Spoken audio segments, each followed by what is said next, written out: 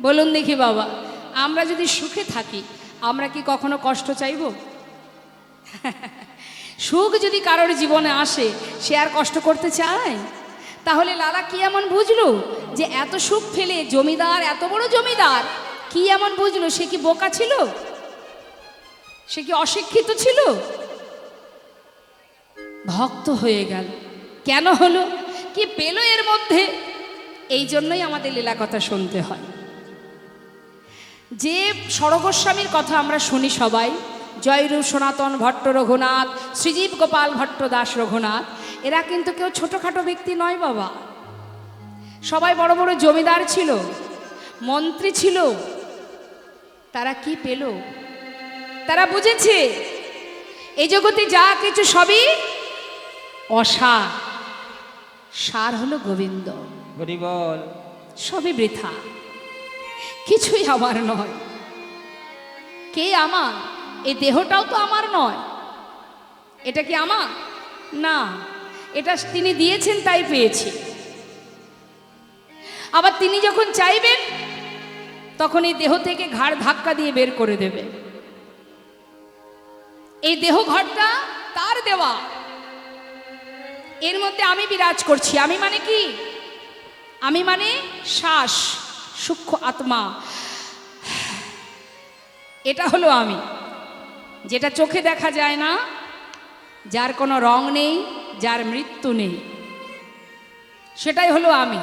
আমি আছি তাই আমার দেহটা এখনো আছে। আমি যেদিন থাকবো না এই দেহটা প্রকৃতির সঙ্গে মিশে যাবে। তাহলে আমি আছি প্রভুর কৃপায়, আমি এখন এই দেহের মধ্যে আছি, অর্থাৎ এটা ভগবানের ঘর। তাহলে এই ঘরের মালিক কে? গোবিন্দ। এই দেহের মালিক গোবিন্দ, আমি এর মধ্যে বিরাজ করছি। এ জগতের ঘর বাড়িতে যদি কেউ ভাড়া থাকে, সেই বাড়ির মালিক যদি বলে যে তুমি ঘর ছেড়ে দাও, দেখবেন সেই ভাড়াটিয়ারা বলে যে আমি অমুক তারিখে অমুক দিন আপনার ঘর ছাড়বো, তার আগে আপনি আসবেন না। সেই পর্যন্ত কিন্তু মালিক আর আসে না, ঘর ছেড়ে দেওয়া পর্যন্ত। কিন্তু যে ঘরে আমরা বাস করছি, অর্থাৎ এই যে দেহ ঘরের মালিক যিনি, এই ঘরের মধ্যে আমি আছি বাবা। এই দেহ ঘর থেকে যেদিন আমাকে ভগবান চাইবেন তাড়িয়ে দেবেন, তার কোনো তারিখও নেই, তার কোনো সময়ও নেই। যখনই তিনি চাইবেন ঘাড় ধাক্কা দিয়ে বের করে দেবে। দিনেও দিতে পারে, রাতেও দিতে পারে। তাহলে কি আছে আমার? আমার কিছুই নেই। সূক্ষ্ম আত্মা, এই যে শ্বাস প্রশ্বাস চলছে, কতটুকু আছে কেউ জানে না। কয়বার এখনো শ্বাস চলবে আমিও জানি না। কোনটা আমার শেষ প্রশ্বাস, কোনটা শেষ শ্বাস আমি জানি না, আমরা কেউ জানি না।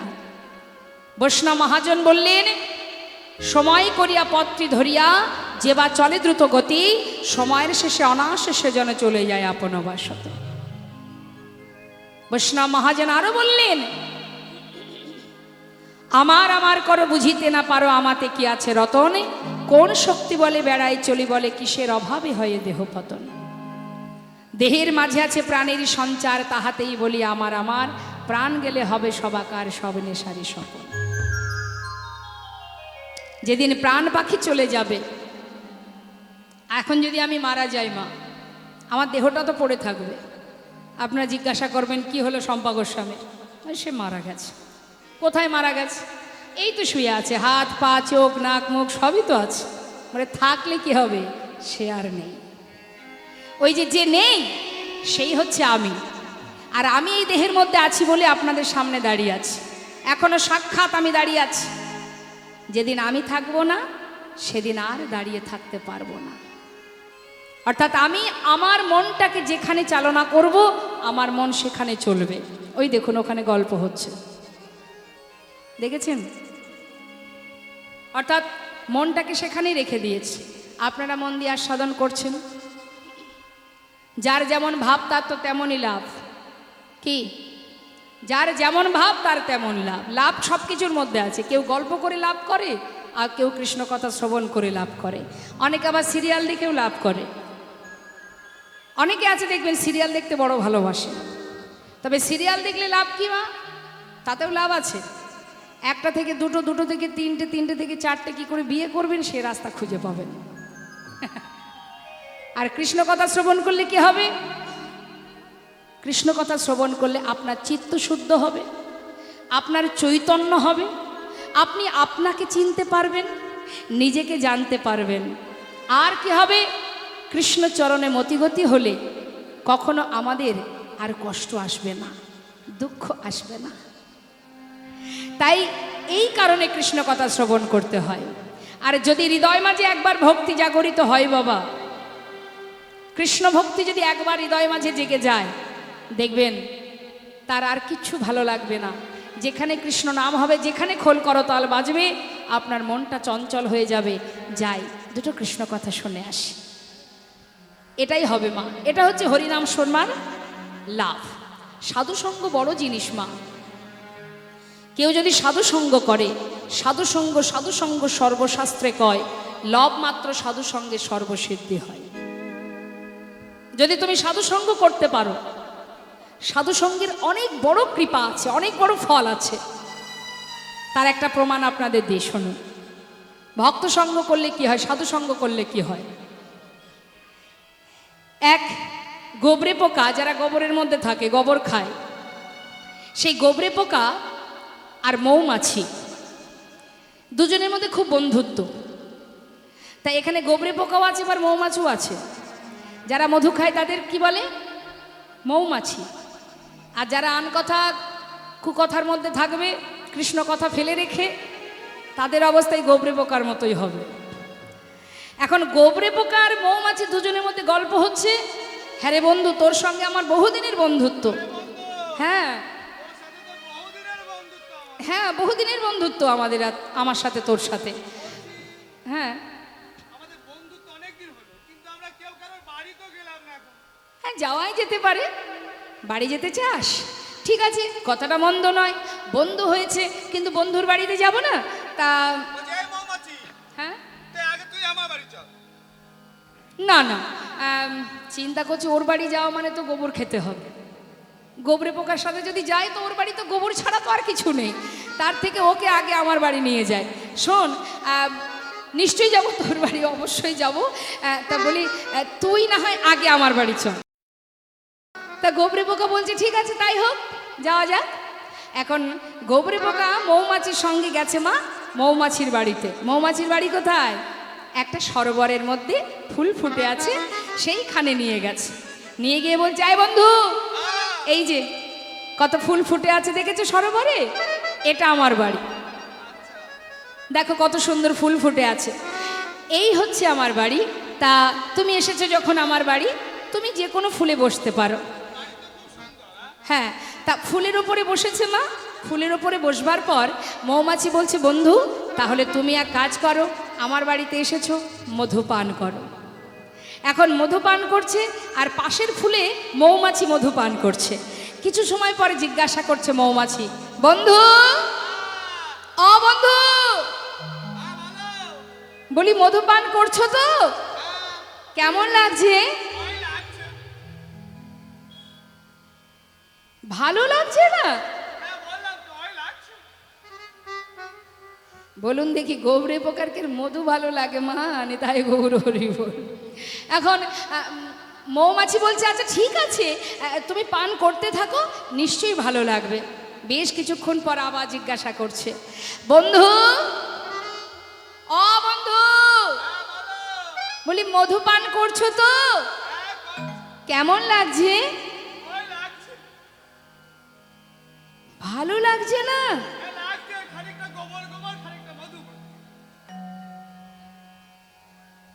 গোবর গোবর তাই হয় নাকি? গোবর গোবর কেন লাগবে? হ্যাঁ, বলি তুমি যখন মধু পান করতে শুরু করেছিলে, ভালো করে জলে মুখ ধুয়ে, মুখ পরিষ্কার করে তারপরে মধু পান করেছিলে তো?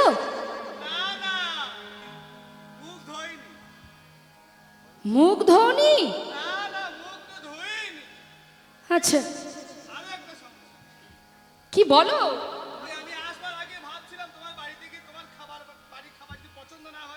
হ্যাঁ, এই জন্য এই অবস্থা। তা বলছে যে ওই তোমার বাড়ির মধু যদি আমার ভালো না লাগে, তাই গালের মধ্যে কিছু গোবর ভরে তবে এনেছি। এখন সেই অবস্থায় যখন মধু খাচ্ছে কি হচ্ছে, কিছুটা গোবর আর কিছুটা মধু একসঙ্গে ঢুকছে, তো তার কারণে কিছু কিছু মানে মধুর মতো লাগছে আর কিছুটা আবার গোবর। এই কারণেই তো তোমার ভালো লাগছে না। বলি শোনো, যদি মধু পানই করতে হয়, মধু পান করতে গেলে ভালো করে মুখ পরিষ্কার করে পরিষ্কার পরিচ্ছন্ন হয়ে তারপরে ফুলের উপরে বসে মধু পান করো। এক মনে এক ধ্যানে এক চিত্তে যদি তুমি মধু আস্বাদন করতে পারো, তবেই তো মধুর মর্ম বুঝবে। তাই এমনটা করো না, ভালো করে মুখ ধুয়ে পরিষ্কার করো, পরিষ্কার করে মধু পান করো। ঠিক তদ্রূপ মা, কৃষ্ণ কথা শ্রবণ করতে বসলে মনের ভিতর থেকে সমস্ত লালসা, কামনা, বাসনা সর্বস্ব পরিত্যাগ করে শুদ্ধ চিত্তে শুদ্ধ মনে এক মনে দেহ মন প্রাণ দশীন্দ্র ষড়রিপু সঁপে দিয়ে তবেই কৃষ্ণ নাম শ্রবণ করতে হয়। না হলে এই অমৃতের স্বাদ কখনো সে আস্বাদন করতে পারবে না। তাই বলছে বন্ধু, ভালো করে মুখ ধুয়ে তবে পান করো। বেশ দেরি না করে ভালো করে মুখটা ধুয়েছে মা। পরের দিন মুখটা ধুয়ে এবার মধু পান করতে শুরু করেছে ফুলের মধ্যে বসে। মধু পান করতে করতে করতে করতে দেখতে দেখতে বাবা দিনের আলো শেষ হতে চলল, বিকেল হয়ে যাচ্ছে, সূর্য পশ্চিম দিকে ঢলে পড়ছে। এদিকে মৌমাছি চিৎকার করে ডাকছে, বন্ধু বন্ধু, দেখছো সূর্য অস্ত যায়, এবার কিন্তু ফুলের পাপড়ি বন্ধ হয়ে যাবে, তুমি ওর মধ্যে বাধা পড়ে যাবে, শিগগিরই উঠে এসো বন্ধু, আর মধু পান করো না, বেলা যায়। ফুলের ভিতর থেকে বলে উঠল গোবরে পোকা, বন্ধু ডেকো না, ডেকো না, মধু পান করতে দাও। বহুদিন পর মধুর স্বাদ পেয়েছি, মধুর নেশায় আমি সব ভুলে যেতে চাই, আমায় ডেকো না বন্ধু, সেবায় বিঘ্ন ঘটিও না, আমাকে মধু পান করতে দাও। মৌমাছি ডাকছে, বন্ধু তুমি কোথায়, বন্ধু তুমি কোথায়? মধু পান করতে করতে মধুর নেশায় কখন যে ফুলের মধ্যে ডুবে গেছে। মৌমাছি খুঁজে পাচ্ছে না বন্ধুকে, সরোবরের চারিপাশে ঘুরে ঘুরে কোথায় আছে বন্ধু বন্ধু বলে চিৎকার করছে। দেখতে দেখতে রাত্রি হয়ে গেল। বন্ধুর জন্য মৌমাছি গাছের ডালে বসে বসে সারা রাত অপেক্ষা করতে লাগলো। পরের দিন ভোর হতে না হতে একজন শুদ্ধ বৈষ্ণব ভগবানের সেবার জন্য সরোবরে এসেছে কুসুম চয়ন করতে। ফুল তুলতে এসে সরোবরের সমস্ত পদ্ম ফুলগুলো তুলে ফুলের সাজি করে নিয়ে যাচ্ছে। মৌমাছি মনে মনে ভাবছে, বন্ধু কোন ফুলে তুমি বাধা আছো জানি না, আজ তোমার কি সৌভাগ্য। এতদিন আমি সরোবরে মধু পান করি, কিন্তু কোনোদিন বৈষ্ণবের কৃপা লাভ করতে পারিনি। একদিন মধু পান করে আজ যে তুমি বৈষ্ণবের পরশ পেলে, আজ আমি দেখতে চাই, আমি দেখতে চাই যে তোমার আর কই কি কৃপা আছে। সেই বৈষ্ণবের পাছু পাছু মৌমাছি যাচ্ছে। সেই বৈষ্ণব ঘরে প্রবেশ করে, মন্দিরে প্রবেশ করে সেই ফুলগুলি সবই ভগবানের চরণে সঁপে দিয়েছে। মৌমাছি মন্দিরের বাইরে গাছের ডালে বসে বসে দুটি নয়নে মুখ ভাসিয়ে কাঁদছে আর বলছে, বন্ধু তোমার যে অনেক সৌভাগ্য, অনেক সুকৃতি তোমার, আজ তুমি ভগবানের চরণ লাভ করেছো, তার কৃপা পেয়েছো। সারা রাত সেই গাছের ডালে সেই মৌমাছি বন্ধুর জন্য অপেক্ষা করছে আর কাজ। পরের দিন ভোর হতে না হতেই সেই বৈষ্ণব ফুলগুলি সব নিয়ে গঙ্গার জলে এসে ফেলে দিল। সেই গোবরে পোকা আজ মধু পান করার ফলে সে পেল বৈষ্ণবের কৃপা, তারপর পেল ভগবানের চরণ, অবশেষে গঙ্গায় গিয়ে গঙ্গায় নিজেকে সঁপে দিয়ে মুক্তি লাভ করল। তাই মাগো, মধুপান, অমৃত পান, কৃষ্ণ নামামৃত সুধা পান অল্প ভাগ্যের কথা নয়। যদি কেউ প্রকৃতভাবে আস্বাদন করতে পারে, সে যে জীবনের মনুষ্যকুলে জন্ম পাওয়া তার সার্থক, তার জীবন ধন্য। যদি কেউ দুফোঁটা বাড়ি বরিশন করতে পারে, জীবনে যত পাপই থাকুক না কেন, মাত্র দুফোঁটা বাড়ি বরিশন করে যদি কেউ ভগবানের চরণে কাঁদতে পারে, ভগবান বললেন আমি সব সইতে পারি, আমি ভক্তের চোখের জল সইতে পারি না। আমরা কাঁদি কার জন্য বাবা? সংসারের জন্য। দেখবেন সারাদিন কাঁদছি, 365 দিনই কাঁদছি, সংসারের জন্য কাঁদছি। এ কেঁদে কোনো লাভ নেই, সংসারের জন্য কেঁদে কোনো লাভ নেই। কাঁদতেই যদি হয়, যার প্রতি ভরসা রাখলে, বিশ্বাস রাখলে, নির্ভরশীল হলে যে আমায় ছেড়ে কোথাও যাবে না, তুমি ইহ জগতে যার প্রতি ভরসা রাখবে সেই তোমাকে ত্যাগ করে দিতে পারে। আমরা ভরসা করি স্বামীর প্রতি, আমরা ভরসা করি সন্তানের প্রতি, করি তো, কিন্তু এরা তোমায় দেখবে না। তাই যদি দেখতো মা, তাহলে বৃদ্ধাশ্রমে মা বাবা চোখের জল ফেলতো না। তাই তোমাকে একজনই দেখে, অহরহ সে তোমার পাশে আছে, সে তোমার মাথার উপরে ছায়ার মতো আছে, সে হচ্ছে অনাদি আদি গোবিন্দ। নিতাই গৌর হরি বল, হরি বল। তাই আজ লালা জীবনের সর্বস্ব পরিত্যাগ করে আপন জনের সন্ধানে ঘর ছেড়ে বাহির হয়ে গেল। যাচ্ছে মা, যেতে যেতে 2 মাস পার হয়ে গেল। বৃন্দাবনে গিয়ে পৌঁছালো যখন, সেই বৃন্দাবনে পৌঁছানো মাত্রই সন্ধ্যা হয়ে গেছে। লালা কি করলেন? গোবিন্দকুণ্ডের পাড়ে বালির উপরে কোনো রকমে রাত্রিটা পার করেছে। রাত্রিটা পার হলো, পার হবার পর যেই না সকালে ঘুম ভেঙেছে, দেখছে তার সামনে এক বাবাজি দাঁড়িয়ে আছে। বাবাজিকে দর্শন করা মাত্রই জিজ্ঞাসা করছে, বাবাজি আপনি আমার সামনে এমন করে দাঁড়িয়ে আছেন, আপনার পরিচয় কি বাবাজি? যেই না জিজ্ঞাসা করলেন বাবাজির কথা, লালার কথা শুনে এক ব্রজবাসী বললেন, ইনি হলেন বৃন্দাবনের বাবাজি, এই বাবাজির নাম কৃষ্ণদাস বাবাজি। ও, এই বৃন্দাবনে থাকেন? আচ্ছা বাবাজি, একটা কথা জিজ্ঞাসা করব। কি বাবাজি? এই বৃন্দাবনে কোথায় গেলে গোবিন্দ দর্শন পাওয়া যায়? আচ্ছা, তুমি কৃষ্ণ দর্শনে এসেছো? কি নাম তোমার? আমার নাম লালা। লালা? দাঁড়াও দাঁড়াও দাঁড়াও, তুমি কি সেই মুর্শিদাবাদ জেলার জমিদার লালা? বাবু, বাবাজি আমি আগে জমিদার ছিলাম, এখন আমি জমিদার নই, সব ত্যাগ করে চলে এসেছি। ও, তা তুমি এসেছো কৃষ্ণ দর্শনের জন্য। আচ্ছা, তোমার কি দীক্ষা শিক্ষা হয়েছে?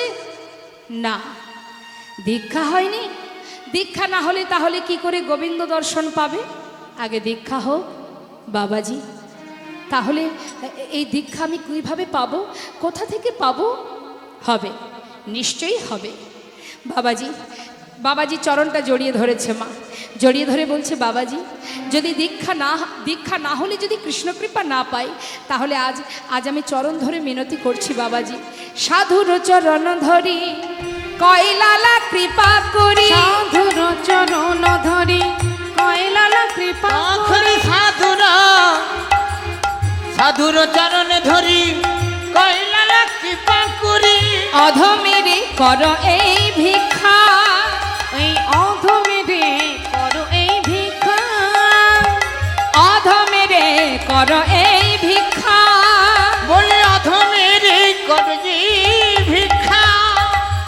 অবিষ্ট ধন পাইবারে ঘর ছেড়ে এসেছে ঘরে, অবিষ্ট ধন পাইবারে ঘর ছেড়ে এসেছে ঘরে, অদৃষ্ট ধন পাইলে ফিরে এসেছি ঘরে। ফিরিব না কৃপা করে দাও মোরে দীক্ষা, ফিরিব না কৃপা করে দাও মোরে দীক্ষা। আমি ঘর ছেড়ে এসেছি ঘরে, ঘর ছেড়ে এসেছি আমি ঘরে, ঘর ছেড়ে এসেছি ঘরে, ঘর ছেড়ে এসেছি ঘরে, অবিষ্ট ধন পাইবারে ঘর ছেড়ে এসেছি ঘরে, অবিষ্ট ধন পাইবারে ঘর ছেড়ে এসেছি ঘরে, ফিরিব না কৃপা করে দাও মোরে দীক্ষা। ফিরিব না কৃপা করে দাও মোরে দীক্ষা। বাবাজি চরণ ধরে মিনতি করছি, আমাকে দীক্ষা দিন। শোনো, সময় হলে তোমায় দীক্ষা দিয়ে যাব, দীক্ষা পাওয়ার এখনো তোমার সময় হয়নি।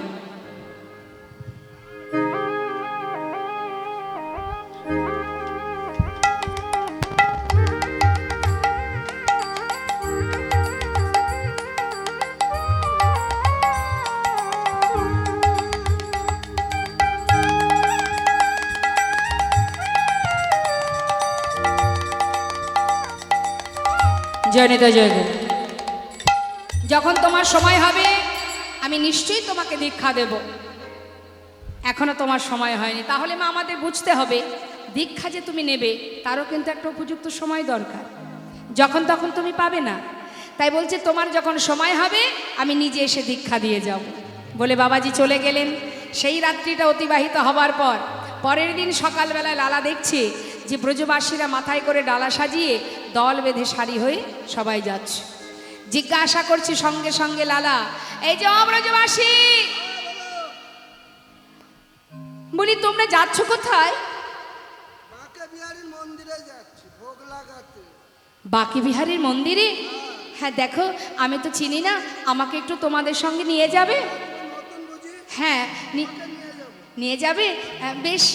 তখন ব্রজবাসীরা বলছে শোনো, যেতে যদি হয় চলো, তবে সবাই মিলে আমরা যে নাম গাইছি তুমি কিন্তু সেই নাম গাইতে গাইতে যাবে। কোন নাম? গাইতে লাগলেন ব্রজবাসী, রাধে রাধে রাধে রাধে রাধে রাধে বল, রাধে রাধে রাধে রাধে রাধে রাধে বল, বলো রাধে রাধে রাধে রাধে রাধে রাধে বল, রাধে রাধে রাধে রাধে রাধে রাধে বল, এই রাধে রাধে রাধে রাধে রাধে রাধে বল, রাধে রাধে রাধে রাধে রাধে রাধে বল, এ রাধে রাধে রাধে রাধে রাধে রাধে বল, রাধে রাধে রাধে রাধে রাধে রাধে বল, বল বল রাধে রাধে রাধে রাধে রাধে রাধে বল, রাধে রাধে রাধে রাধে রাধে রাধে বল। ব্রজমাইরা যাচ্ছে রাধে নাম করতে করতে, আর পিছনে পিছনে যাচ্ছে লালা। সে কি গাইছে? কৃষ্ণ কৃষ্ণ কৃষ্ণ কৃষ্ণ কৃষ্ণ কৃষ্ণ বল, কৃষ্ণ কৃষ্ণ কৃষ্ণ কৃষ্ণ কৃষ্ণ কৃষ্ণ বল, বলো কৃষ্ণ কৃষ্ণ কৃষ্ণ কৃষ্ণ কৃষ্ণ কৃষ্ণ বল, কৃষ্ণ কৃষ্ণ কৃষ্ণ কৃষ্ণ কৃষ্ণ কৃষ্ণ বল। কৃষ্ণ কৃষ্ণ কৃষ্ণ কৃষ্ণ কৃষ্ণ কৃষ্ণ বল, কৃষ্ণ কৃষ্ণ কৃষ্ণ কৃষ্ণ কৃষ্ণ কৃষ্ণ বল। বন্ধ করো, কেন বন্ধ করো এ নাম, এই নাম করা যাবে না বৃন্দাবনে? এ নাম চলে না। এ আবার কি কথা? তোমরা করছো রাধা নাম, আমি করছি কৃষ্ণ নাম, দুজনের নামই তো হচ্ছে। না না না, আমরা যেটা গাইছি সেটা গাও। তা কি করে হয়? তাহলে এক কাজ করি, তোমাদের কথাও থাক আমার কথাও থাক। হ্যাঁ, তোমরা রাধা নাম করছো, আমি কৃষ্ণ নাম, তা তুমি যখন বারণ করছো তাহলে এক কাজ করব, আমরা যুগল নাম একসঙ্গে গাইবো, কেমন? আমরা তো সবাই যুগল ভালোবাসি, তাই তো? তাহলে যুগল নামই হোক। বেশ। লালা গাইতে লাগলেন, রাধে কৃষ্ণ রাধে কৃষ্ণ রাধে কৃষ্ণ বল, রাধে কৃষ্ণ রাধে কৃষ্ণ রাধে কৃষ্ণ বল, রাধে কৃষ্ণ রাধে কৃষ্ণ রাধে কৃষ্ণ বল, রাধে কৃষ্ণ রাধে কৃষ্ণ রাধে কৃষ্ণ বল, বৃন্দাবন কি, রাধে রাধে যমুনা মাই কি। সবাই হাত তুলে বলুন, জোরে জোরে বলবেন। এইটুকু তুললে হবে না, পুরোটা তুলুন। হ্যাঁ, বৃন্দাবন কি। আপনারা রাধে রাধে বলবেন, জোরে জোরে বলবেন, ঠিক আছে? উচ্চস্বরে যেন এই কিবোর্ডের সঙ্গে সুরের সঙ্গে মিলে যায়। জোরে জোরে বৃন্দাবন কি। পিছন দিক থেকে কোনো শব্দ পাচ্ছি না, আমি চাই পিছন দিকে যে ভক্তরা আছেন তারা উচ্চস্বরে বলবেন। হ্যাঁ, বৃন্দাবন কি, যমুনাময় কি, রাধা কুণ্ড কি, শ্যাম কুণ্ড কি, গোবিন্দ কুণ্ড কি, ভান্ডিবন কি, বিলাসবন কি, মধুবন কি, নিধুবন কি, কেশিঘাট কি, বংশীবট কি, মোহনবন কি, লৌহবন কি, তাম্রবন কি, कमलबन की, केशी घाट की, आगे पीछे दाहिने बाएं, बोल बोल में ऊपर नीचे, बोलो राधे राधे राधे राधे राधे राधे वो राधे राधे राधे राधे राधे राधे बोलो राधे राधे राधे राधे राधे राधे वो राधे राधे राधे राधे राधे राधे वो राधे राधे राधे राधे राधे राधे वो राधे राधे राधे राधे राधे राधे वो बोलो राधे राधे राधे राधे राधे राधे बोल राधे राधे राधे राधे राधे राधे बोल রাধে শ্যাম রাধে রাধে। তাহলে রাধা নাম গাইতে গাইতে এলাম কোথায়?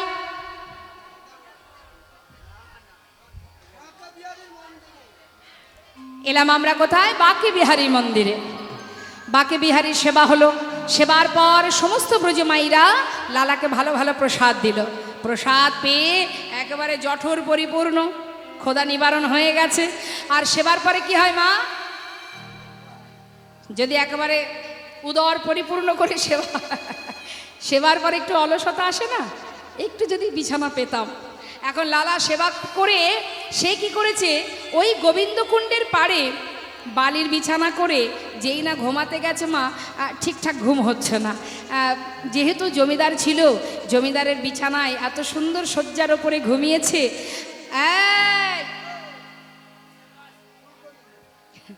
তা এত সুন্দর বিছানায় ঘুমিয়ে ঘুমিয়ে সেই অভ্যাসটা এখনো পুরোপুরি কাটেনি। তাই ঘুম আসছে না বলে বালি দিয়ে একটা সুন্দর করে বালিশ তৈরি করেছে, করে সেখানে মাথা রেখে ঘুমিয়ে আছে। নিশিপ্রভাত, যেই না নিশিপ্রভাত, হঠাৎ চোখটা খোলা মাত্রই দেখছে সেই বাবাজি সামনে দাঁড়িয়ে। লালা মন্দিরে মন্দিরে প্রসাদ পেয়ে আর এই বালির ওপরে বিছানা করে বালিশ তৈরি করে, বলি জমিদারি সেই সুখ স্বাচ্ছন্দ্য এখনো মন থেকে পুরোপুরি মোছেনি, তাই না? যেই না বলা সঙ্গে সঙ্গে সেই বালিশটা, সেই বালির তৈরি বালিশটা ভেঙে ফেললো। বলি লালা, যেহেতু তুমি জমিদার, তোমাকে তো আর কেউ যেমন তেমন প্রসাদ দিতে পারবে না। ভালো ভালো প্রসাদ সেবা করছো আর বালির বিছানায় ঘুমাচ্ছ। এইভাবে কি আর বৃন্দাবনে এসে কৃষ্ণ দর্শন পাওয়া যায়? বৃন্দাবনে এসেছো যদি গোবিন্দচরণ দর্শন পেতে চাও, তাহলে এখানে কৃষ্ণের হয়ে গোবিন্দের হয়ে কর্ম করো। কর্ম করতে হবে তোমায়। বাবাজি কি করতে হবে আমায়? যা বলবেন আমি তাই করব। পারবে? আমি যা বলবো করতে পারবে? পারবো। তবে শোনো লালা, তুমি তো জমিদার ছিলে, জীবনে অনেক ধন ঐশ্বর্য তুমি নিজের হাতে সর্বক্ষণ নাড়াচাড়া করেছ। আজ যখন তুমি সব কিছু ছেড়ে গোবিন্দ সেবার করে নিয়োজিত করেছো নিজেকে, এবার তোমার কর্ম হবে কি জানো? তার দাসত্ব করা। ধরো ধরো লালা ভিক্ষার ঝুলি কাঁধে, ধরো ধরো লালা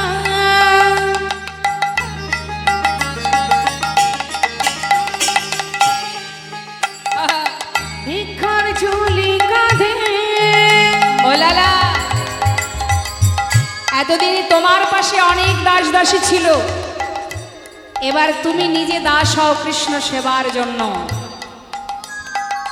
ধরো ধরো লালা ভিক্ষার ঝুলি কাঁধে, ঘুরে এসো তারে দা।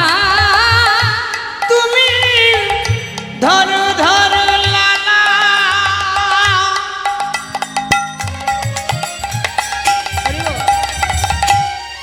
ওই না ভিক্ষার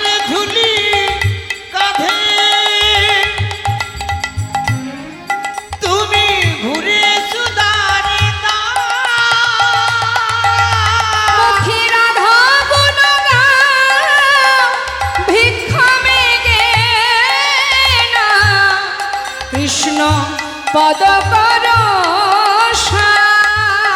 মুখে রাধা গুণ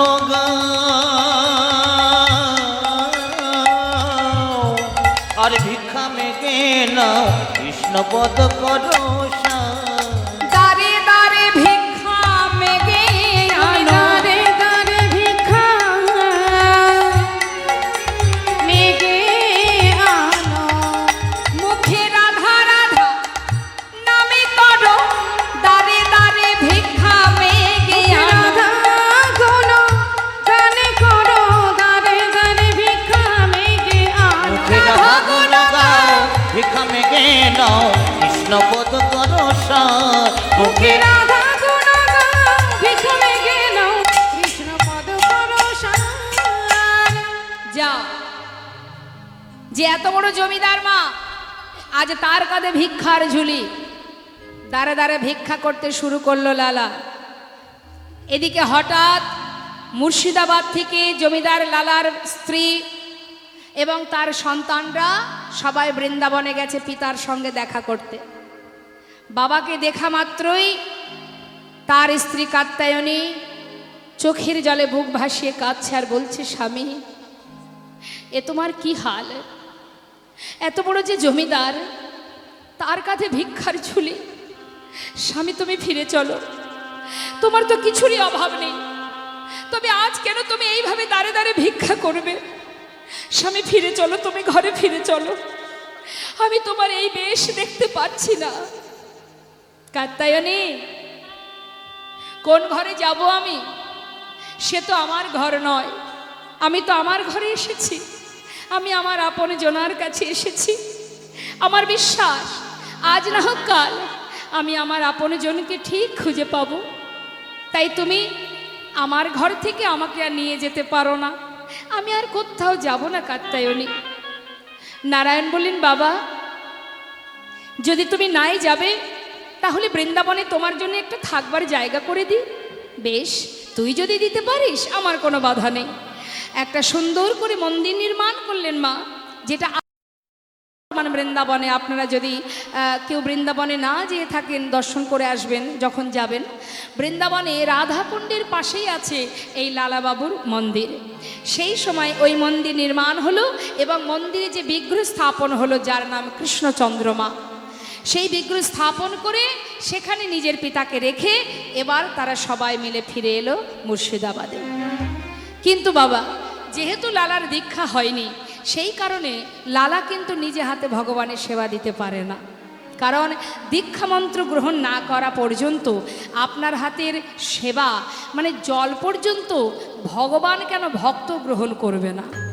যারা বৈষ্ণব তারা কিন্তু কোনো দীক্ষা শিক্ষা না হলে কোনো ভক্তের হাতে জল পর্যন্ত পান করে না। আর সেই ভক্তের যেহেতু দীক্ষা মন্ত্র গ্রহণ হয়নি সেই কারণে সে কিন্তু ভগবানের সেবা দিতে পারছে না। তাই মন্দিরে ভোগ নিবেদন করবার জন্য এক পূজারি রেখেছে। আর লালার কাজ কি? দাঁড়ে দাঁড়ে ভিক্ষা করা। সে প্রতিদিন ভিক্ষা করে কিন্তু নিজে হাতে ভগবানের সেবা দিতে পারে না। এটাই তার মনের দুঃখ, যে কি অপরাধ আমার, আমি কেন নিজে হাতে প্রভুর সেবা দিতে পারি না, কেন পূজারী সেবা দেয়, আমার অপরাধটা কোথায়, আমি কেন মন্ত্র পেলাম না। হরিবল হরিবল। আর এই দুঃখ নিয়েই সে প্রতিদিন ভিক্ষা করে। দিনের পর দিন যেতে যেতে একদিন তার মনে মনে এতটাই কষ্ট হলো, এত দুঃখ, এত যন্ত্রণা, ভগবানের সম্মুখে দাঁড়িয়ে বিগ্রহের সামনে দাঁড়িয়ে বললেন, প্রভু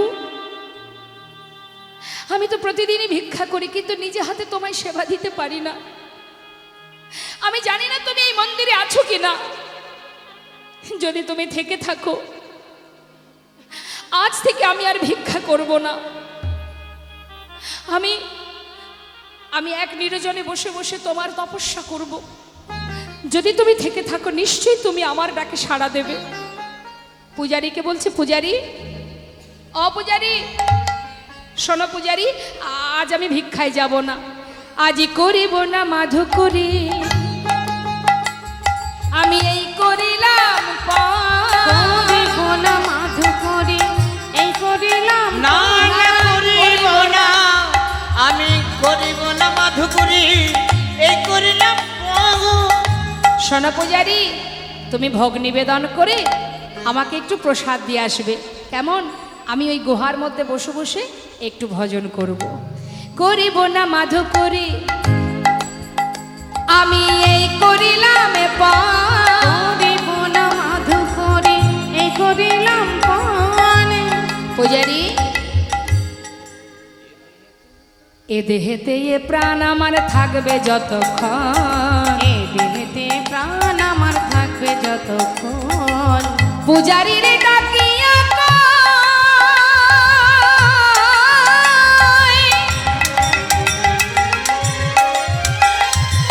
ও পূজারি, কিঞ্চিৎ প্রসাদ দিও মোরে, ভজনেতে বসল গিয়া গুহার ভিতরে। ওই না পূজারীর ডাকিয়া কয়,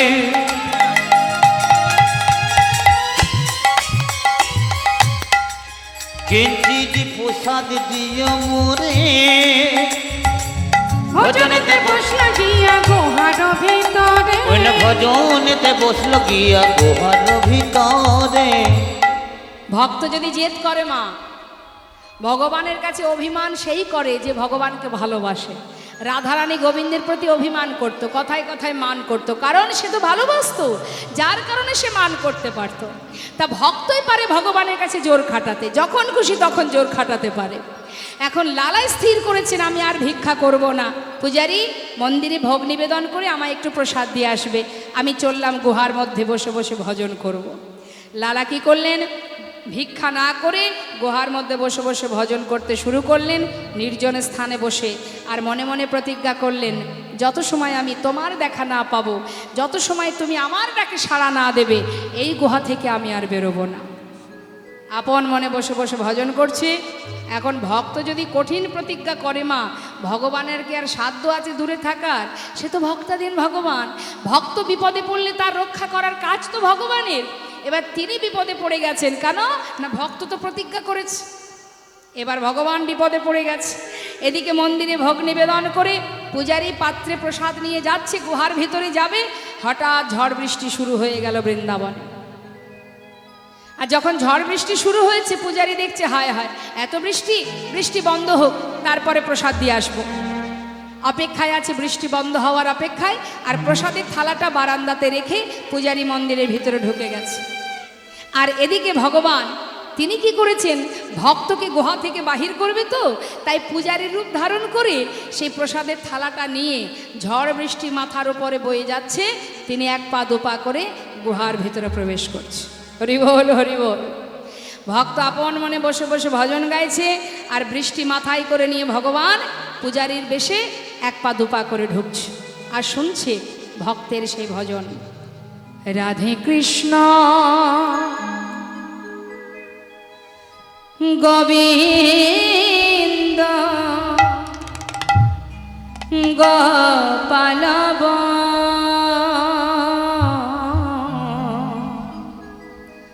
রাধা রমন হরে হরে হরে বল। রাধে কৃষ্ণ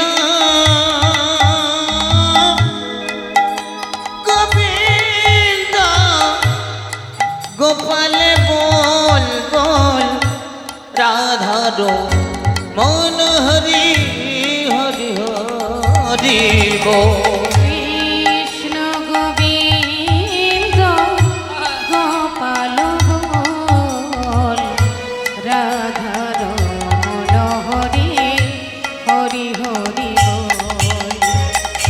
গিরিধারি গোবর্ধন ধারিব, আর গিরিধারি বল, গোবর্ধন ধারি বল।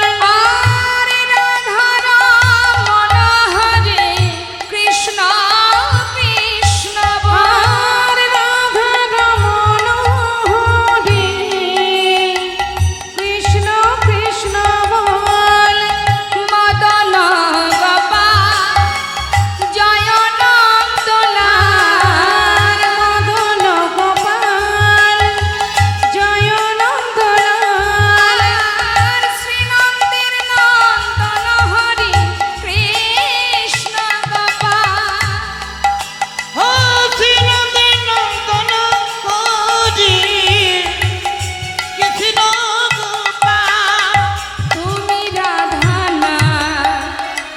জগতের না ও তুমি রাধার না এই জগতের না আর তুমি রাধা না জগতের না গোপীজন বল্লভ প্রভু গোপীনা রাধে কৃষ্ণ রাধে গৌর হরি বল হরি বল রাধা রমন হরি হরি হরি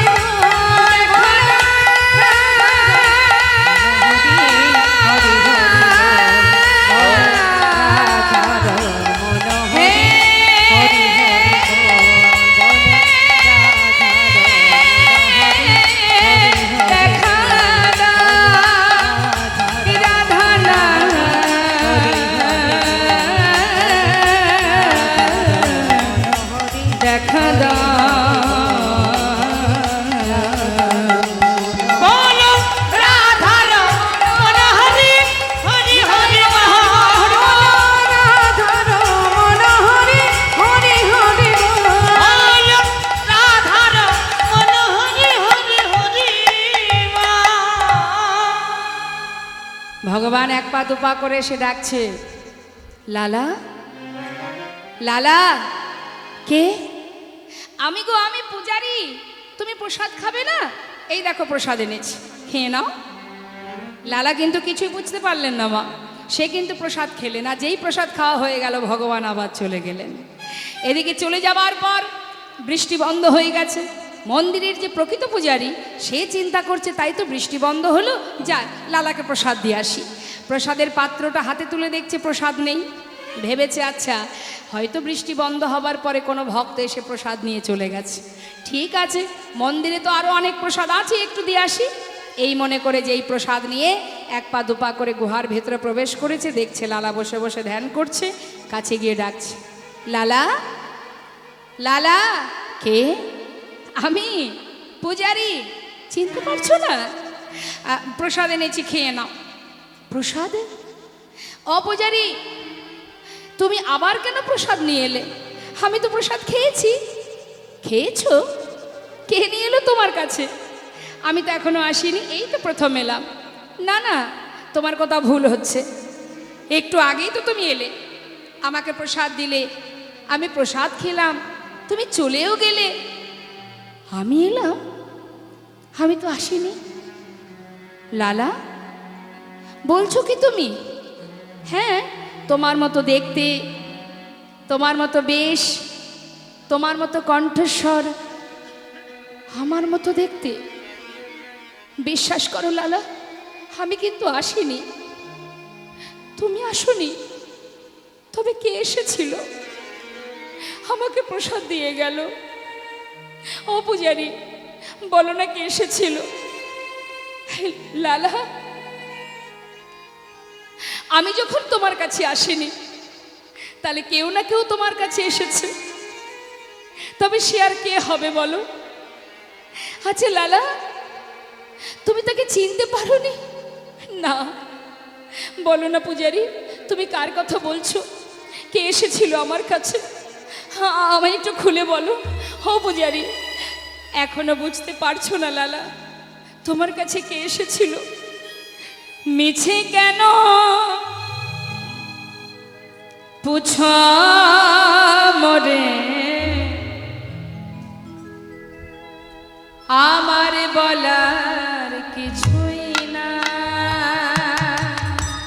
মিছে কেন পুছো মোরে আমার বলার কিছুই নাই মিছে কেন পুছ মরে আমার বলা কিছুই না আরে মিছে কেন পুছো মোরে আমার বলার কিছুই নাই যে যা করে করেন তিনি সবার অন্তরে সে যে যে যা করে করান তিনি সবার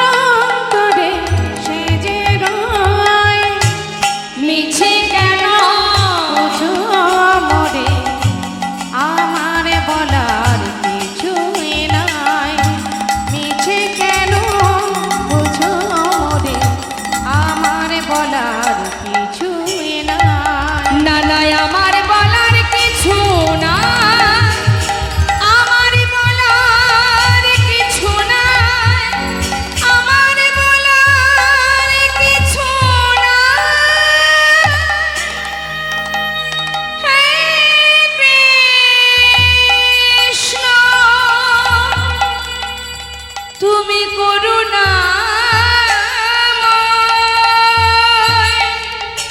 তুমি করুণা করুণা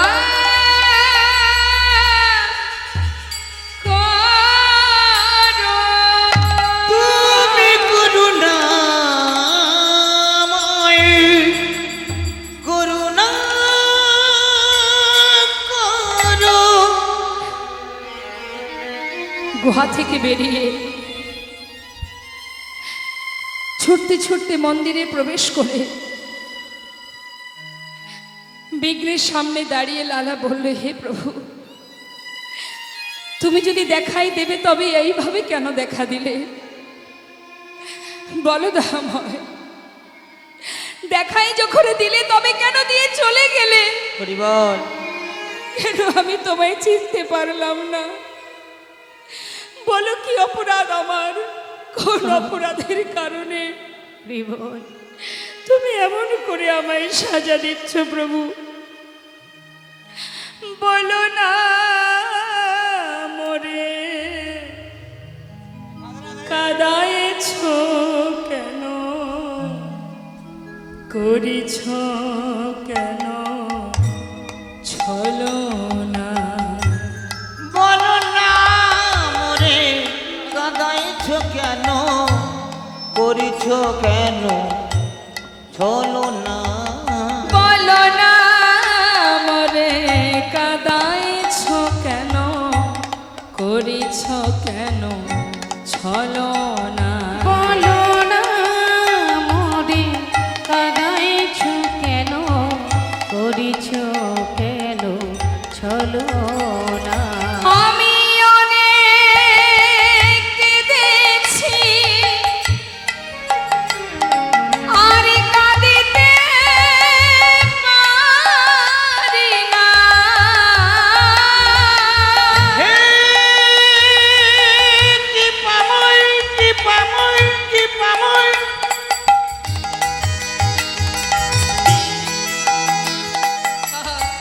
তুমি একেবারে করুণা করো।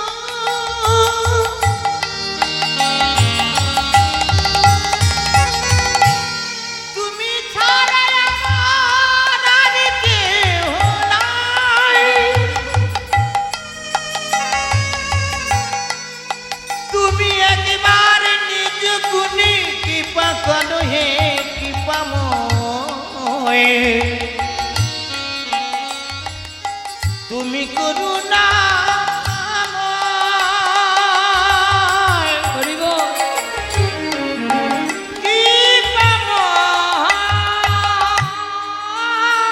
আমি অনেক কেঁদেছি আর কাঁদিতে পারি না। বলো দেখা কি মরে দেবে না? বলো করিছ কেন ছলনা? বলো না মোরে কাঁদাইছ কেন, করিছ কেন ছলনা? বলো না মোরে কাঁদাইছ কেন, করিছ কেন ছলনা? বলো না মোরে কাঁদাইছ কেন, করিছ কেন ছলনা? মন্দির থেকে নেমে মা ছুটতে ছুটতে সেই বাবাজির কাছে গিয়ে পৌঁছালো। বাবাজির কাছে তার চরণটা জড়িয়ে ধরে শুধু একটা কথা জিজ্ঞাসা করলো, বাবাজি কেন তুমি আমায় দীক্ষা দিচ্ছ না? কি অপরাধ আমার? কোন অপরাধের কারণে আমি তোমার কৃপা পেলাম না? লালা, এখনো সময় হয়নি, ফিরে যাও, সময় হলে আমি তোমায় দীক্ষা দেব। বাবাজি আজ তোমায় বলতে হবে কেন আমার সময় হয়নি, কি অপরাধ আমার? যত সময় তুমি না বলবে আমি তোমার চরণ ছেড়ে কোথাও যাব না। তবে শোনো লালা, তুমি সবার ঘরে ভিক্ষা করেছো, কিন্তু একজনের ঘরে তো তুমি যাওনি। শোনো লালা, তুমি বলতে পারো তার ঘর বাদ দিয়ে কেন তুমি সবার ঘরে ভিক্ষা করেছো? বাবাজি, আমি তো সবার ঘরেই ভিক্ষা করেছি, শুধু জগৎ শেঠের দ্বারে আমি ভিক্ষাই যাইনি। তার কারণ হলো ওদের সঙ্গে আমার বহুদিনের দ্বন্দ্ব আছে। এই দ্বন্দ্বের জন্য আমি কোনোদিন ওর বাড়িতে ভিক্ষায় যাইনি। লালা, কি জন্য তোমার সঙ্গে তার দ্বন্দ্ব? তুমি যখন জমিদার ছিলে তখন তোমার সঙ্গে জমিদারি কারণে দ্বন্দ্ব ছিল। এখন তো তুমি জমিদার নও, আর তোমার তো সেই জমিদারিও নেই, তাহলে দ্বন্দ্ব কেন থাকবে? লালা, যাও, তোমার সমস্ত হিংসা বিদ্বেষ দূরীভূত করে মাথা নত করে গলবস্ত্রে, যদি তুমি যার সঙ্গে তোমার শত্রুতা, দ্বন্দ্ব, বিবাদ, যার সঙ্গে তোমার আজও গণ্ডগোল ঝগড়া লেগে আছে, যদি তুমি তার ঘরে গিয়ে নতমস্তকে ভিক্ষা করে আনতে পারো, তবে আমি তোমার দীক্ষা দেব। নিতাই গৌর হরি বল। হ্যাঁ, এই কথাটার অর্থ এটাই মা, তুমি যদি কোনো শুভ কর্ম করো, কোনো ভক্ত সেবা দাও, কোনো ধর্মীয় অনুষ্ঠান দাও, তোমার যত আত্মীয় স্বজন সবাইকে তুমি নিমন্ত্রণ করছো, কিন্তু দেখা গেল কারোর সঙ্গে তোমার বিবাদ বা দ্বন্দ্ব আছে, তুমি যদি তাকে বাদ দিয়ে তুমি তোমার এই ধর্মীয় কর্ম করো, যেটাই করো না কেন সেটা কিন্তু তোমার বৃথা হয়ে যাবে। জীবনের হিংসা, ক্রোধ, লোভ, লালসা সর্বস্ব ত্যাগ করে যদি তোমার যতটুকু আছে, 100 টাকা আছে, তুমি 50 টাকা তার সেবায় দাও, কিন্তু তোমার হৃদয়টা এ ভিতর থেকে সমস্ত কালিমাগুলো দূর করতে হবে। পবিত্র হৃদয় দিয়ে শুদ্ধভাবে যদি তুমি তার সেবা দিতে পারো, তুমি যেমনটাই দেবে ভগবান তাতেই সন্তুষ্ট। কিন্তু কোনো রকম কারোর সঙ্গে হিংসা করে, কখনো কারোর প্রতি রাগ দেখিয়ে, ক্রোধ দেখিয়ে, বিবাদ করে কখনো ধর্মীয় কাজ বা ভগবত সেবা, ভক্ত সেবা কিন্তু করতে নেই। তাই আজ ভক্ত বলে উঠলেন, বৈষ্ণব মহাজন বললেন যে যাও, তুমি আগে যার সঙ্গে তোমার দ্বন্দ্ব তার বাড়ি থেকে নতমস্তকে ভিক্ষা করে নিয়ে এসো, তবেই আমি তোমার দীক্ষা দেব। সঙ্গে সঙ্গে লালা, চিরশত্রু যে মা, তার দ্বারে দাঁড়ালেন ভিক্ষার ঝুলি নিয়ে। ভিক্ষার ঝুলি নিয়ে জমিদার জগৎ শেঠের দ্বারে দাঁড়িয়ে বলে উঠলেন, ভিক্ষাং দেহি। সঙ্গে সঙ্গে দাঁড়ি লালাকে দেখে চিনতে পারলেন, এ তো যেমন তেমন ব্যক্তি নয়, এ তো সেই জমিদার লালা, যার সঙ্গে আমাদের এত বিবাদ। সে এসেছে আজ আমাদের দ্বারে ভিক্ষা করতে। হ্যাঁ, হয়তো কোনো মতলব নিয়ে এসেছে। কোনো কথা না বলে দাঁড়ি কি করলেন, দামি দামি অনেক রত্ন একটা পাত্রে করে নিয়ে, মূল্যবান রত্ন পাত্রে, একটা সুন্দর পাত্রে করে নিয়ে, সে কাউকে কিছু না বলে সেই দাড়ি যখনই লালার কাছে এসে তার ভিক্ষার ঝুলিতে দিতে যাবে, এমন সময় লালা বলে উঠলেন, দাঁড়াও দাড়ি, তোমার হাত থেকে তো আমি ভিক্ষা নেব না। তুমি কেন এসেছো? আর এগুলো কি এনেছো? আমি তো এ ভিক্ষা চাই না। তুমি তোমার জমিদারকে ডেকে নিয়ে এসো, আমি তার হাত থেকে ভিক্ষা নেব, চলে যাও। এ আমি চাই না। আমি ধনের ভিখারি নয় গো, আমি ধনের ভিখারি নয়, ধনের ভিখারি নই গো আমি, ধনের ভিখারি নই। চাই গো যে আমি এক মুষ্টি ভিক্ষা, ওই চাই যে তুই আমি এক মুষ্টি ভিক্ষা, চাই গো যে আমি এক মুষ্টি ভিক্ষা, চাই গো যে আমি এক মুষ্টি ভিক্ষা, তাই দোয়ারে দাঁড়ায় রই আমি ধনের ভিখারি নই গো আমি, ধনের ভিখারি নই, ধনের ভিখারি নই গো আমি, ধনের ভিখারি নই। দাও ঘরে এক মুষ্টি ভিক্ষা, তবে হবে মা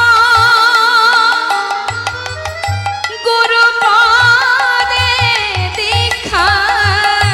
চাও যদি গো এক মুষ্টি ভিক্ষা, তবে হবে মা হরি বল। ওই গুরু পদে দীক্ষা। আমি পাব দর্শন ব্রজেন্দ্র নন্দ, আমি পাব দর্শন ব্রজেন্দ্র নন্দন। তাই সে কথা তোমারে কই গো আমি। ধনের ভিখারি নই গো আমি।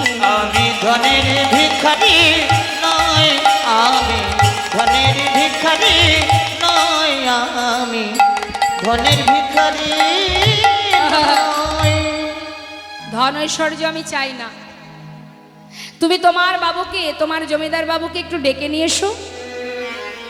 তার হাত থেকে এক মুষ্টি তন্ডুল অর্থাৎ চাল, এক মুষ্টি তন্ডুল নিয়ে আমি চলে যাব।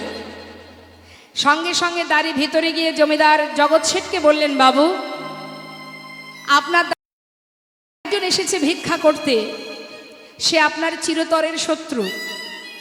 তা সে তো আমার কাছ থেকে ভিক্ষা নিল না, সে আপনার কাছ থেকে ভিক্ষা নেবে বলে এখনো দাঁড়ে দাঁড়িয়ে আছে। তা বাবু একবার যেতে হবে। জগৎ শেঠ বললেন, আমার শত্রু আমার দ্বারে দাঁড়িয়ে আছে ভিক্ষা নেবে বলে? কে সে? আমি তাকে দেখতে চাই। নিশ্চয়ই। সঙ্গে করে যেই না দ্বারে এসে দাঁড়িয়েছে মা, এসে দেখছে কি মস্ত বড় জমিদার লালা, কাঁধে রয়েছে ভিক্ষার ঝুলি, ললাটে তিলক, দাদার সঙ্গে তিলক ধারণ করা, বদনে কৃষ্ণ নাম, চোখে কৃষ্ণ প্রেমের বাড়ি। তাই না দেখে জিজ্ঞাসা করলেন জগৎ শেঠ, বাবু এই যে জমিদার বাবু আজ আমার দ্বারে দাঁড়িয়ে ভিক্ষার ঝুলি কাঁধে নিয়ে, এটা কোনো নতুন ছলনা নয় তো? বলা যায় আবার কোন ছলনার আশ্রয় নিয়ে তবেই আমার দ্বারে দাঁড়িয়ে আছো? লালা বলে উঠলেন, বন্ধু এটা কোনো ছলনা নয়। না না, আসিনি আজ তোমার কাছে বন্ধু কোনো ছলনা। দেখো ওই ঘাটের মাঝি পার ঘাটাতে বসে ডাকছে আমার।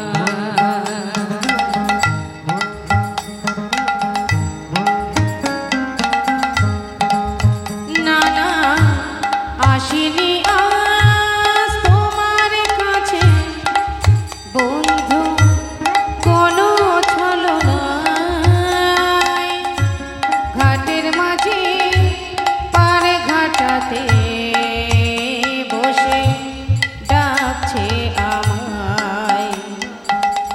ও বন্ধু গো,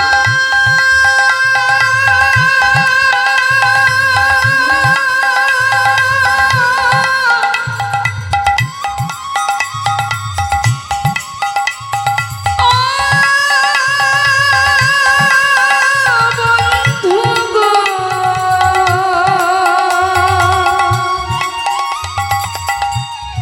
বন্ধু গো,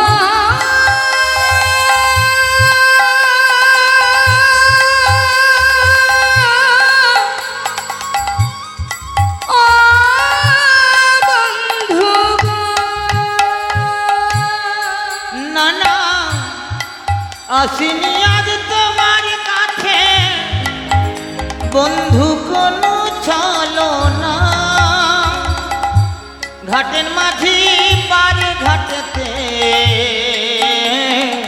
বসে ডাকছে আমার। যদি এক মুষ্টি দাও গো ভিক্ষা ও বন্ধু তবে হবে মোর গুরুপদে দীক্ষা। যদি এক মুষ্টি দাও গো ভিক্ষা,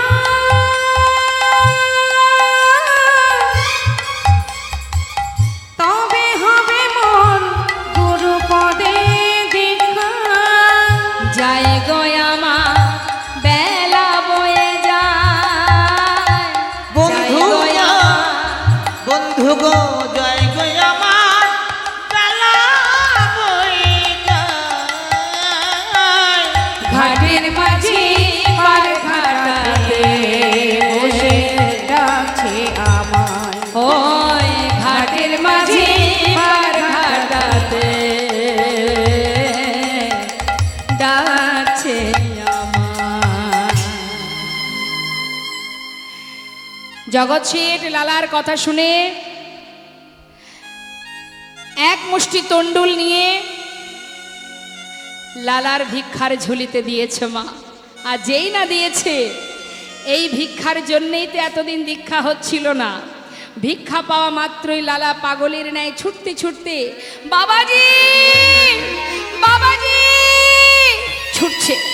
যখন ছুটতে ছুটতে যাচ্ছে, হঠাৎ বাবাজির সামনে দাঁড়িয়ে বলছে, বাবাজি এই দেখো, চেয়ে দেখো, আমি ভিক্ষা এনেছি, দেখো আমি ভিক্ষা এনেছি, এবার তো তুমি দীক্ষা দাও।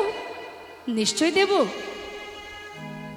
অবশ্যই তোমাকে দীক্ষা দেব, কিন্তু তোমার পিছনেও কে আসছে? আমার পিছনে? হে কি বন্ধু,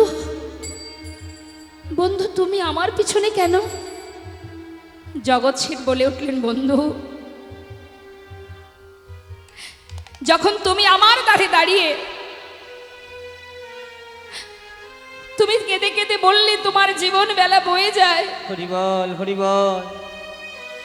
পার ঘাটার মাঝে পারে দাঁড়িয়ে আছে, তোমাকে এক মুষ্টি তন্ডুল দিয়ে আমি আর ঘরে ফিরতে পারিনি বন্ধু।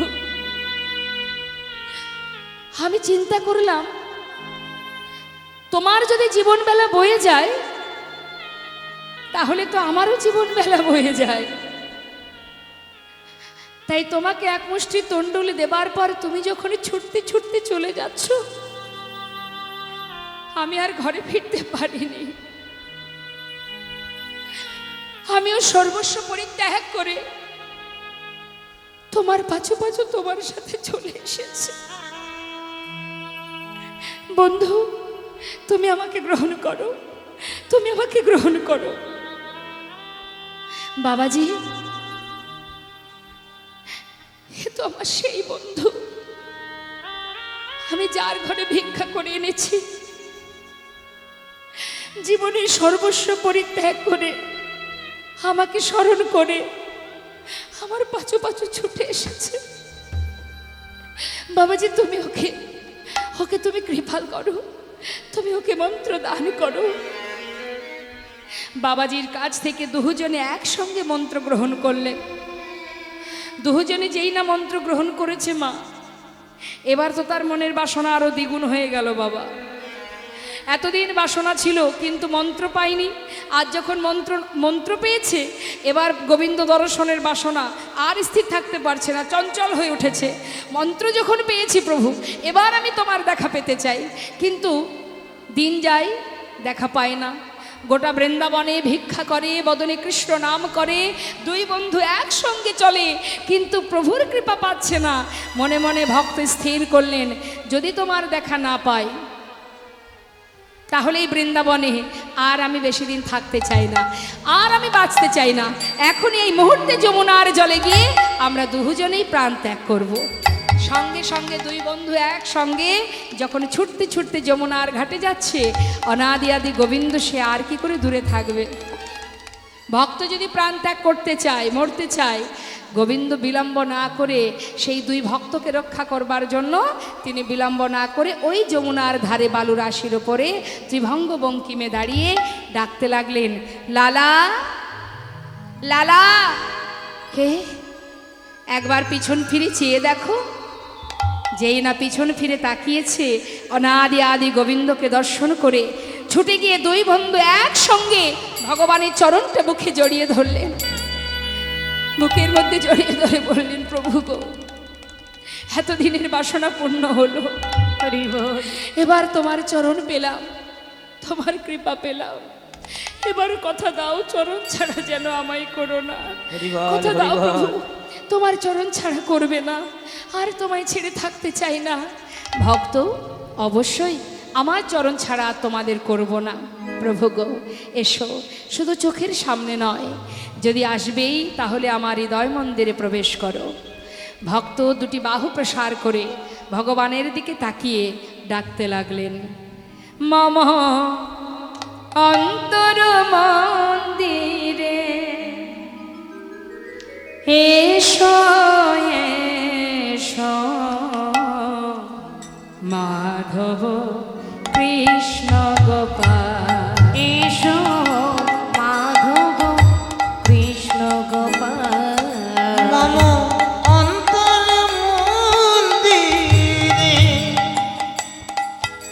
তুমি এসো, এসো, মাধব কৃষ্ণ গোপাল। এসো মাধব কৃষ্ণ গোপাল। এসো এসো তুমি, এসো হৃদি মাঝে, অন্তর জামি হরে প্রাণ প্রিয় রাজে। এসো এসো তুমি, এসো হৃদি মাঝে, অন্তর জামি হরি প্রাণ প্রিয় রাজে। এসো এসো তুমি, এসো হৃদি মাঝে, অন্তর জামি হরি প্রাণ প্রিয় রাজে। এসো এসো তুমি, এসো হৃদি মাঝে, অন্তর জামি হরি প্রাণ প্রিয় রাজে। অধরে বাসিয়া মধুর হাসিয়া, অধরে বসিয়া মধুর হাসিয়া। অধরে বাসিয়া মধুর হাসিয়া, অধরে বসিয়া মধুর হাসিয়া। এসো এসো কৃষ্ণ গোপাল, এসো মাধব কৃষ্ণ গোপাল। মম অন্তর মন্দিরে এসো, এসো, মাধব কৃষ্ণ গোপাল। এসো মাধব কৃষ্ণ গোপাল। এসো মাধব কৃষ্ণ গোপাল। এসো মাধব এসো এসো কৃষ্ণ গোপাল। এসো মাধব হৃদি মাঝে, এসো এসো হে এসো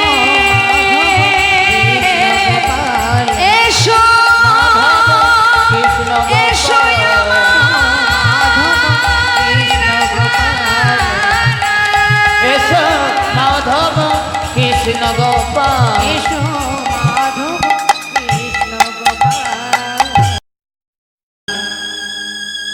জনতায় জয় গো জয় রাধেশ্যাম। আমরা দর্শন পেলাম ভক্ত ভগবানের মধুর মধুর মিলন। তা আসুন আমরা সবাই মিলে একবার সেই ভক্ত ভগবানের মিলন দর্শন করি এবং ভগবানের কাছে, মায়ের কাছে প্রার্থনা করি যেন পরবর্তীতে আসছে আমাদের দুর্গা মা দুর্গোৎসব, তো সেই মায়ের, তিনি যখন আসছেন ঘরে ঘরে, মায়ের কাছে আমরা তার সন্তান, আমরা সবাই প্রার্থনা করব, কামনা করব যেন মা আমাদের কৃষ্ণ কৃপা দান করেন, ভগবানের চরণে যেন আমাদের মতি থাকে, ভক্তি থাকে। এইটুকু মায়ের কাছে আমাদের সকলের প্রার্থনা থাকবে।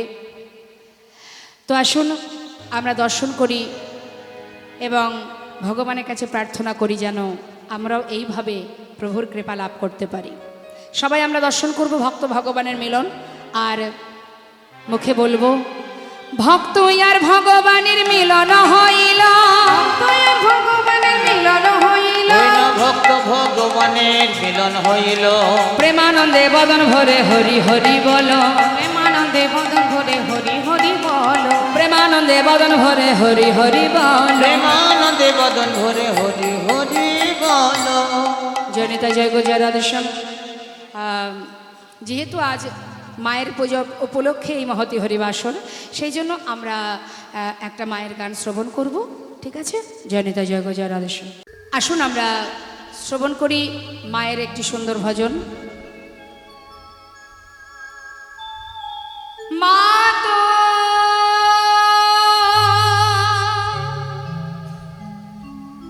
মা তো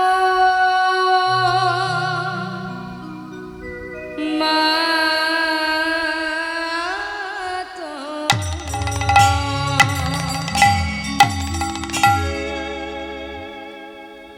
মা তোর চোখের কাজল, মা তোর চোখের কাজল সারা গায়ে মাখিয়ে দিলে কে, মা তোর চোখের কাজল সারা গায়ে মাখিয়ে দিলে কে, মা তোর চোখের কাজল সারা গায়ে মাখিয়ে দিলে কে, মা তোর চোখের কাজল সারা গায়ে মাখিয়ে দিলে কে, আবার সাজিয়ে দিলে শ্মশান চিতা, দিলে শ্মশান চিতা, ওরে সাজিয়ে দিলে শ্মশান চিতা, সাজাই দিলেন শ্মশান চিতা, বলে মা ভস্য দিলে কে, মাখিয়ে দিলে কে, মা তোর চোখের কাজল সারা গায়ে মাখিয়ে দিলে কে, মা তোর চোখের কাজল সারা গায়ে মাখিয়ে দিলে কে, হার মালা কোথায় পেলি মা গো, ও গো মা, মা গো, আমার মা, মা গো। হার মালা কোথায় পেলি, হার মালা কোথায় পেলি, ওই না চোখে নিরু সেজে এলি। ওমা এমন গৌরী নামটি বলে না মা গো, গৌরী নামটি বলনা মাগো, ওমা ও তোর হরে নীলকে, আজ মাখিয়ে দিলে কে, মা তোর চোখের কাজল সারা গায়ে মাখিয়ে দিলে কে, মা তোর চোখের কাজল সারা গায়ে মাখিয়ে দিলে কে, কালমে আহা কি বলছি মা, কালি সেজে কালমে দেখো রবি তার ধরে না। কালি সেজে কালো মেয়ে রূপ যেন তার ধরে না। ওরে কালি সেজে কালো মেয়ে রূপ যেন তার ধরে না। জন্ম জন্ম দেখি মাতর চোখের পলক পড়ে না। মাগো চোখের পলক পড়ে না। দেখে যারে পায়ের শোভা, ওরে তোরা দেখে যারে পায়ের শোভা, পানায় যেন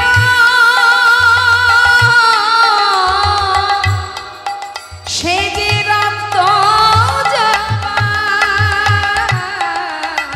ওই না দেখে জানে মায়ের পায়ের শোভা, পানই যেন ওই রঙিত জামা।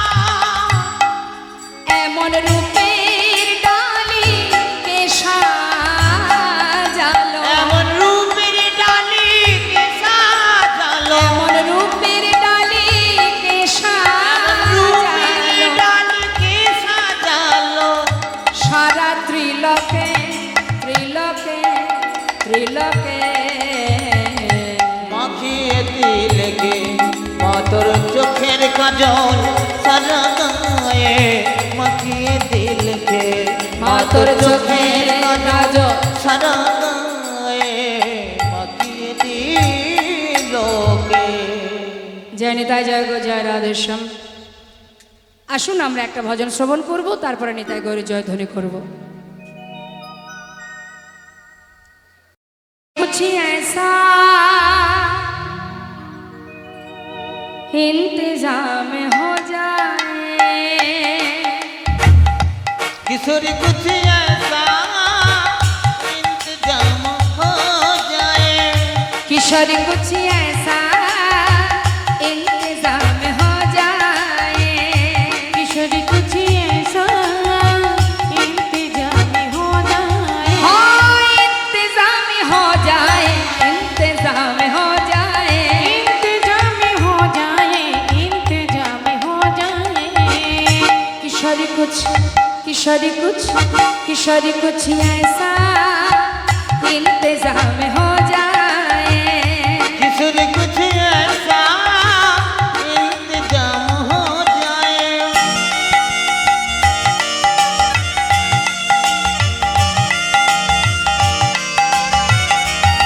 राधे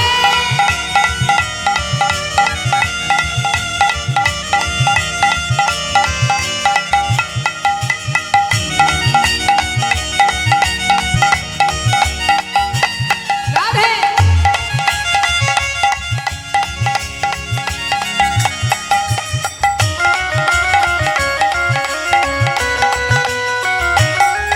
जब गिरते हुए मैंने तेरा नाम लिया है, जब गिरते हुए मैंने तेरा नाम लिया है। जब गिरते हुए मैंने तेरा नाम लिया है। जब गिरते हुए मैंने तेरा नाम लिया है। तो गिरने न दिया। কত সুন্দর কথা। যখনই আমি কোনো বিপদে পড়ে তোমার নাম স্মরণ করি, তখন তুমি আমাকে সেই বিপদ থেকে রক্ষা করো, নিজে হাত ধরে টেনে তোলো। तू गिरने न दिया, तूने मुझे थाम लिया है। तू गिरने न दिया, तूने मुझे थाम लिया है। किशोरी कुछ किशोरी कुछ ऐसा इंतजाम हो जाए।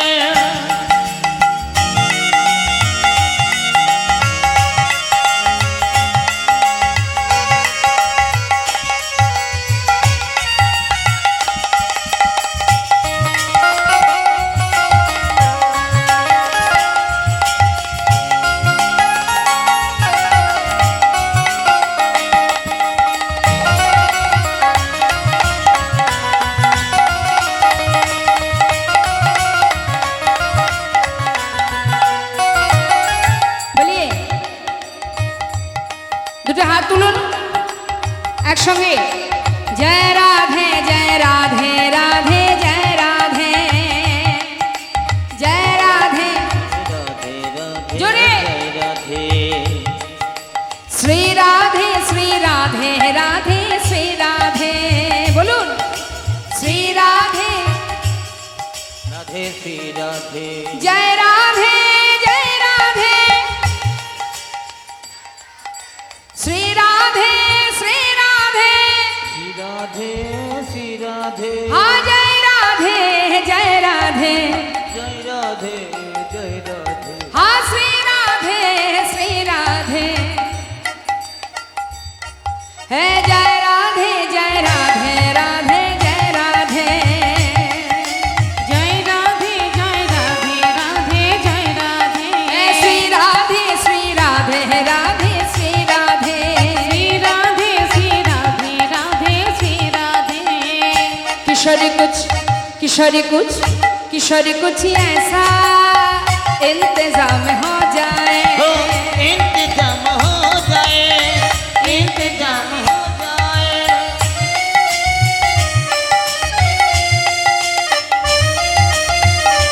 राधे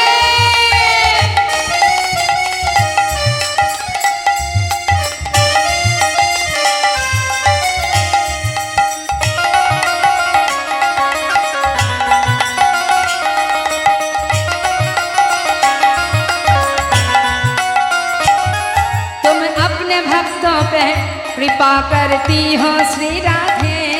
तुम अपने भक्त पे कृपा करती हो श्री राधे। तुम अपने भक्तों पे कृपा करती हो श्री राधे। अपने भक्त में कृपा करती हो श्री राधे। तुम अपने भक्तों पे कृपा करती हो श्री राधे। उनको अपने चरण में जगा देती हो श्री राधे। तुम्हारे चरण में मेरा मकाम हो जाए। तुम्हारे चरण में मेरा मकाम हो जाए।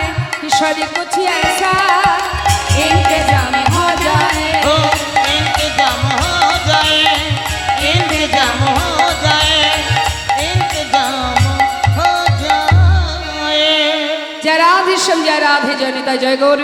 दो हाथ तुले सबाई मिले एक बार बोलबो।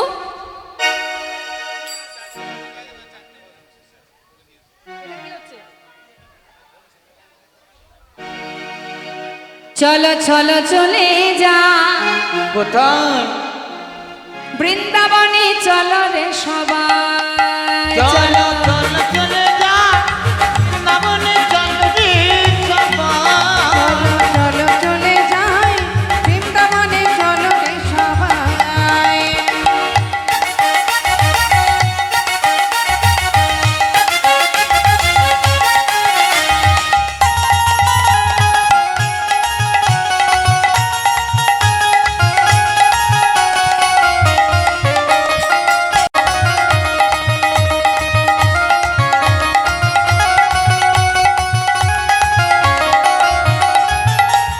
বসন্তীরই লাগে পরশগিরি ধারের মনে।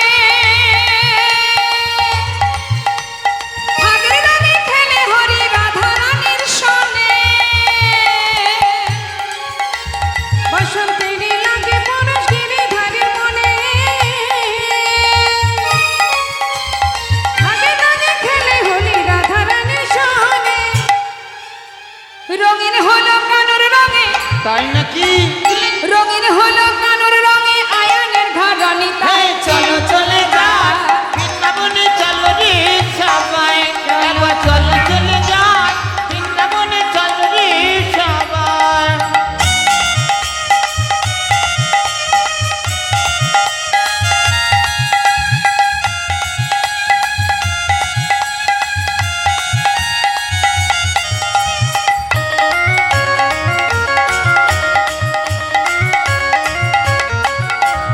কেমন খেলা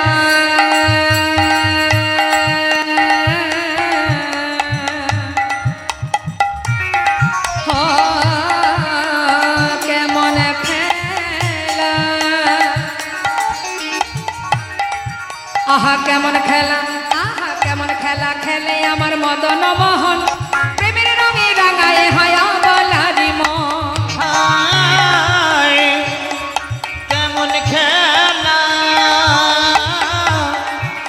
ওই কেমন খেলা, ওই কেমন খেলা খেলে দেখো মদন মোহন প্রেমের রঙে রাঙায় হয় অবলার মন।